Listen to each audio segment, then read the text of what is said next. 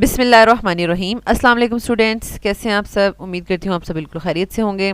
This is first year chemistry FBISC board exams preparation 2024। Students, हम 2013 का second paper कर रहे थे और सेक्शन बी के 17 क्वेश्चंस हम डिटेल से कर चुके हैं। Now we will do 18 and 19th question. Question number 18 क्या है? Van der Waals constant for some gases is given below. What is the significance of A and derive its unit, and which gas has the highest critical temperature? Explain with reasons. तो ये बलूचिस्तान की book से आया है, तो reference book है, तो उसमें से कोई भी क्वेश्चन आपसे पूछा जा सकता है। दैट्स वाई यहाँ पर मैं आपको ये सॉल्व करवाऊंगी। ठीक है, तो सबसे पहले जो ए है वो आया कहाँ से है, ठीक है, पहले हमने ये बताना है।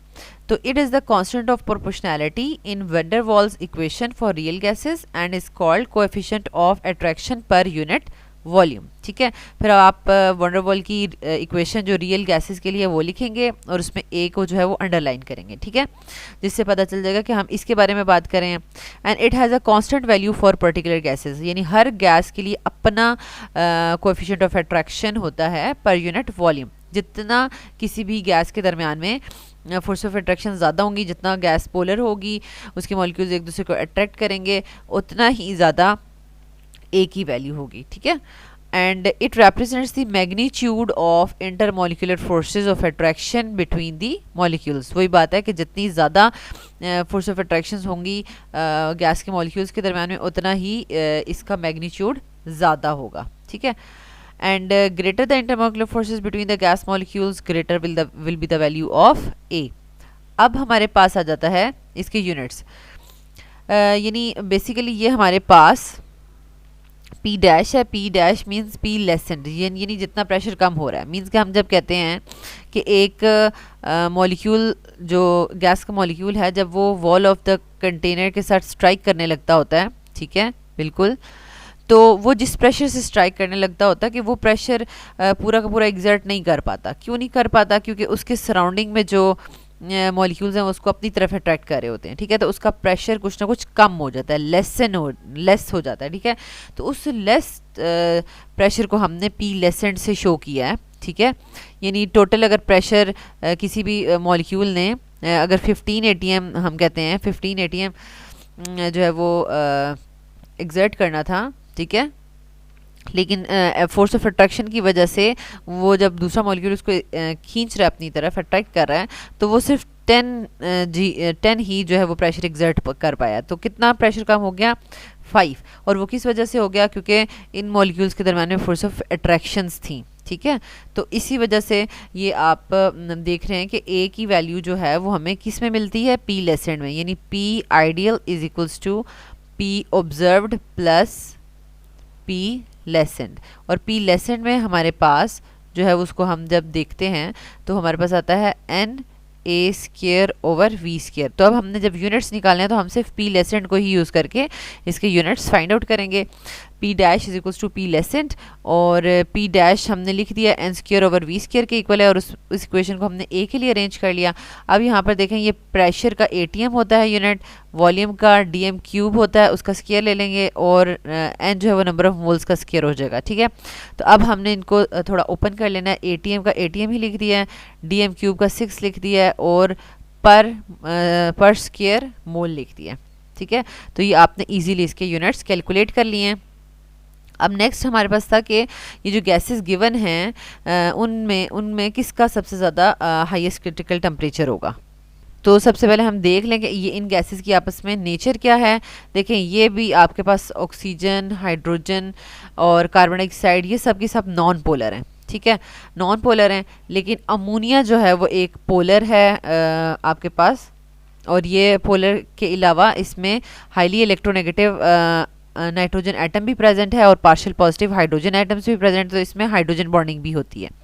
ठीक है, हाइड्रोजन बॉन्डिंग भी होती है, तो हाइड्रोजन बॉन्डिंग हो रही है, बाकियों में जो है वो लंडन डिस्पर्शन फोर्सेज हैं। ठीक है, तो अब हम इसको ज़रा एक्सप्लेन कर लेते हैं कि क्रिटिकल टेम्परेचर होता क्या है, और पोलर जो गैसेस होती हैं उनका कितना होता है, और जो नॉन पोलर है उनका कितना होता है। तो यहाँ से आप क्रिटिकल टेम्परेचर की डेफिनेशन देख सकते हैं। Critical temperature is the temperature above which a gas can not be liquefied no matter how much pressure is applied.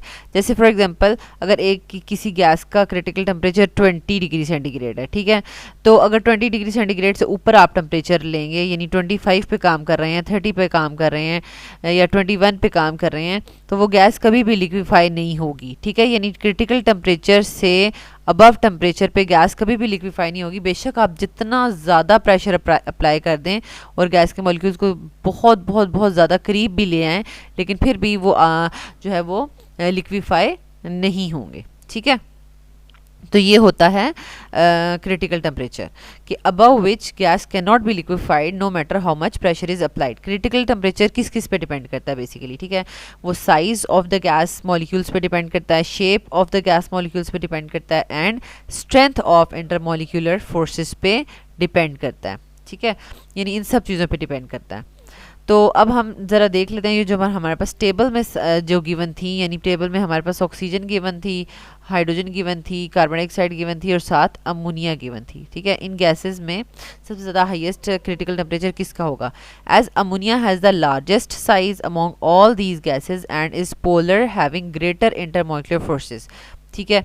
तो बेसिकली इसमें इसके सारे फैक्टर्स ही अमोनिया के आ रहे हैं, यानी अमोनिया का साइज़ भी बिगर है, ठीक है, और यानी ज़्यादा एटम्स होने की वजह से बिगर साइज़ है, लार्जेस्ट साइज़ है, और ये पोलर भी है, इंटरमॉलिक्यूलर फोर्सेस भी इसकी स्ट्रॉन्ग है, इसमें हाइड्रोजन बॉन्डिंग हो रही है, तो that's why it has the highest critical temperature, ठीक है। इसका हाईएस्ट क्रिटिकल टेम्परेचर होगा। इसका क्या मतलब है कि क्रिटिकल टेम्परेचर पे गैस लिक्विफाई हो जाती है ना, ठीक है। तो इसका मतलब है कि जब हम यानी ये किस कौन से टेम्परेचर पे ये लिक्विफाई हो जाएगी, अब हम इसके देखते हैं। So it can easily B liquefied at room temperature by applying critical pressure. तो यहाँ पर आपको इनकी वैल्यूज़ वगैरह याद करने की ज़रूरत नहीं है। वैसे तो आप बलूचिस्तान की टेक्स्ट बुक में देखेंगे तो आपको टेबल में वैल्यूज़ भी मिल जाएगी कि इसकी इतनी वैल्यू है, क्रिटिकल टेम्परेचर इसका इतना इतना है, लेकिन आप सिंपल ये कह सकते हैं कि इसका बहुत ही ज़्यादा हाईएस्ट क्रिटिकल टेम्परेचर है, कि यानी रूम टेम्परेचर से बहुत ज़्यादा ऊपर है। फॉर एग्जांपल यहाँ पर रूम टेम्परेचर है ना 25 डिग्री सेंटीग्रेड, तो यहाँ से कहीं बहुत ज़्यादा, यहाँ पर आप कह लें यहाँ पर अमोनिया का क्रिटिकल टेम्परेचर है, तो जिसकी वजह से रूम टेम्परेचर पर ये ईजीली लिक्विफाई हो जाती है जब हम इसके ऊपर क्रिटिकल प्रेशर अप्लाई करते हैं, ठीक है।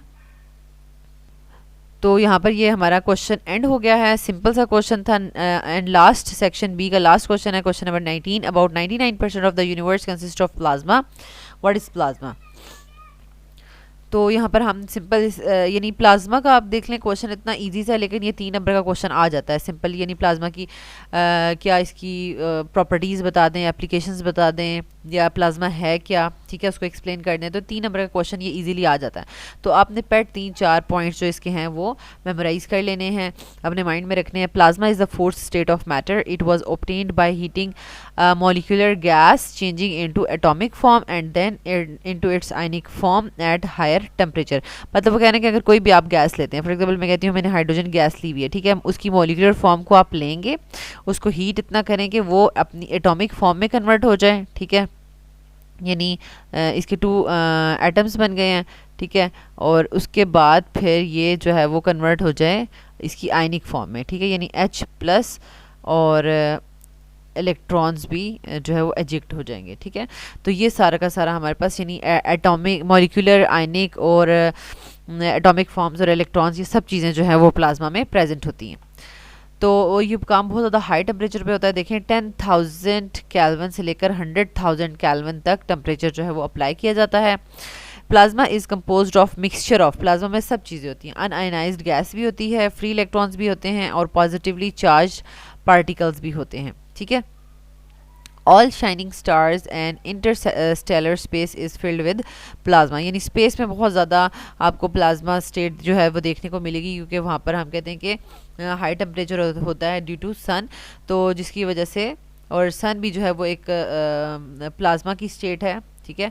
और ये हमारे पास सिंपल क्वेश्चन है प्लाज्मा का, what about 99% of the universe consist of plasma, ठीक है। तो ये हमने इसका बता दिया है कि ये प्लाज्मा की सिंपल कंपोजिशन क्या है। तो स्टूडेंट्स यहाँ तक हमने 2013 के सेकंड चैप्टर का जो है सेक्शन बी कम्प्लीटली डिस्कस कर लिया है। अगर आपको कोई भी क्वेश्चन है तो आप कमेंट करके पूछ कर सकते हैं। और इसको आपने बहुत अच्छे से प्रिपेयर करना है ताकि इनमें से अगर कोई क्वेश्चन आ जाता है तो आपका जो है वो फुल मार्क्स आए। ठीक है, थैंक यू।